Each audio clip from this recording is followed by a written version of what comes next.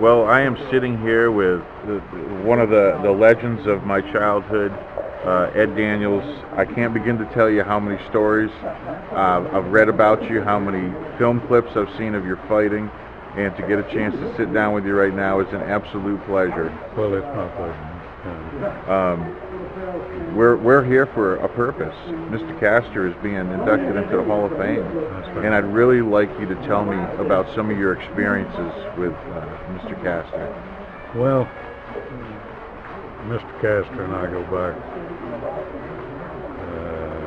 64, Can you speak up just a little bit? 64, 65, Yeah.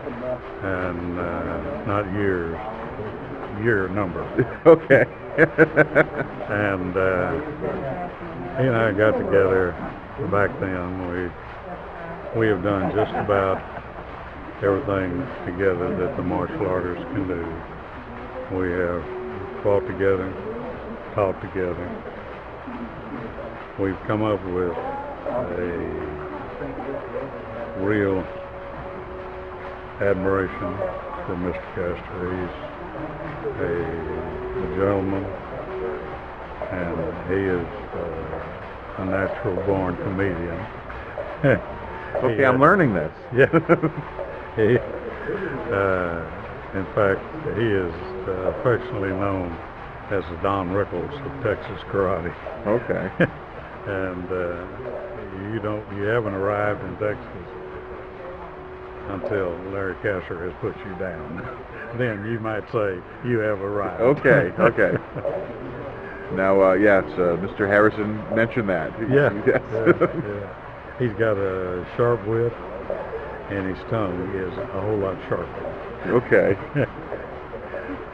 Now, what was it like with Texas martial arts back in the day, competing with maybe him or some of his students that he's trained some of the best we know out there? Yeah. What was it like competing back then with his crew and with everyone else here in Texas? Well, we did things a little bit different. We really believed in what we were doing. And one reason why Larry and I stuck together all these years is his outlook on the martial arts and mine is primarily the same. We just, we like to play the game. We can all play in the street if need be. But the thought behind it is that the better you are, the less need you have to show it. And so we've all walked away from a lot of things we can walk away knowing that the other man didn't have a chance to start with. So it wasn't anything cowardly, and we can do it with pride. Still not feel bad about it. Larry's trained some of the greatest fighters, and he had a whole lot to do with Demetrius' career, and they all came up under he and Fred and Roy Corbin. They all came up under Alan Steen. He did some first-class people. I was not in Steen's organization. My sensei is John Nash, and he and Larry incidentally knew each other from high school, and so they've all come up kind of in the same neighborhood. And Mr. Nash will be here tonight, and he's coming to the presentation.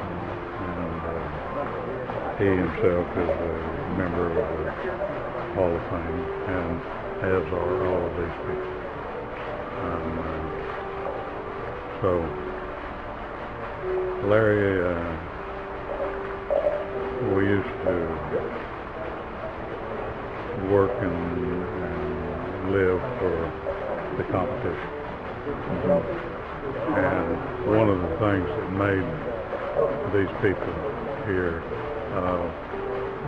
they were set aside because they played a little harder.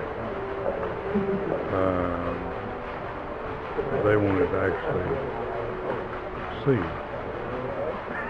who was listening. And what we all learned was that on any given day, that any one of us can beat any other one of us. And it just depends on who had the best day of the day. Yeah. And we have bumped heads still. We'd fight like cats and dogs, and then we'd go have a beer or two or several, and laugh and joke and have a big time. There was the thing that made it started was there was no animosity among schools. We were all in the learning stage, and we did our very best to learn from each other, and it worked. And we were not real popular outside of the area. Larry and I both went to New York City and competed in Madison Square Garden. They didn't appreciate our talents there at all. I'm sure they didn't. It seemed like any time the Texans left the nest, they weren't too appreciated. Yeah, it seems that way, and but he had tremendous pride in his students, and he wanted them to do well.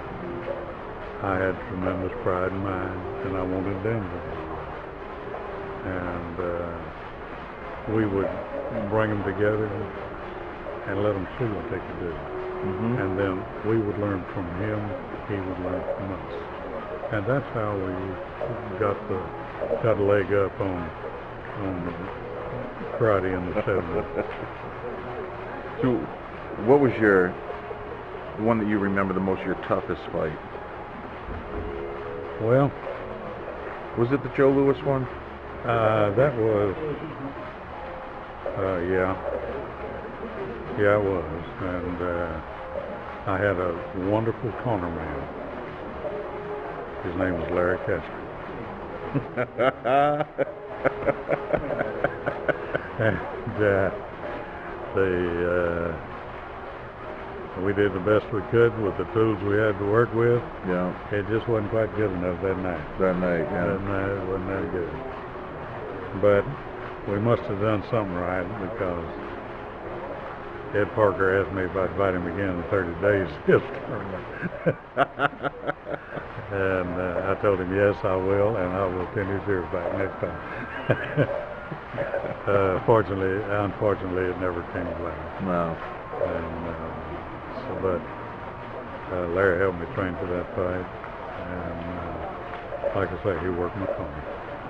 And these are the things about Larry and Jim. Jim won the light heavyweight kickboxing championship that night. And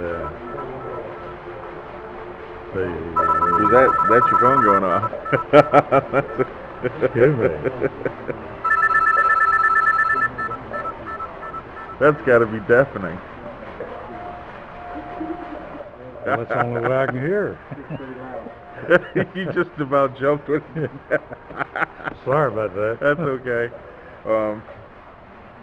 If you could describe Larry Castro with just a few words, how would you describe him? Larry and I have fought together, fought each other. We trained together. We trained each other.